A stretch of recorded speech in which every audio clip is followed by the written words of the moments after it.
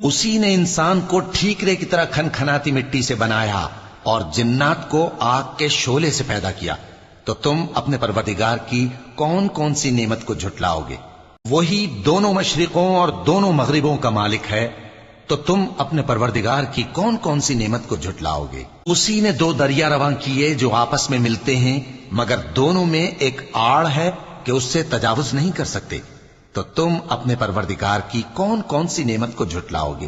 ان دونوں دریاؤں سے موتی اور مونگے نکلتے ہیں، تو تم اپنے پروردگار کی کون کون سی نعمت کو جھٹلاؤ گے؟ اور جہاز بھی اسی کے ہیں جو سمندر میں پہاڑوں کی طرح اونچے کھڑے ہوتے ہیں، تو تم اپنے پروردگار کی کون کون سی نعمت کو جھٹلاؤ گے؟ جو مخلوق زمین پر ہے سب کو فنا ہونا ہے، اور تمہارے پروردگار ہی کی ذات جو صاحب جلال و کرم ہے باقی رہے گی، تو تم اپنے پروردگار کی کون کون سی نعمت کو جھٹلاؤ گے؟ آسمان اور زمین میں جتنے لوگ ہیں سب اسی سے مانگتے ہیں، وہ ہر روز کسی نہ کسی کام میں ہوتا ہے، تو تم اپنے پروردگار کی کون کون سی نعمت کو جھٹلاؤ گے؟ اے دونوں جماعتوں، ہم ان قریب تمہاری طرف متوجہ ہوتے ہیں، تو تم اپنے پروردگار کی کون کون سی نعمت کو جھٹلاؤ گے؟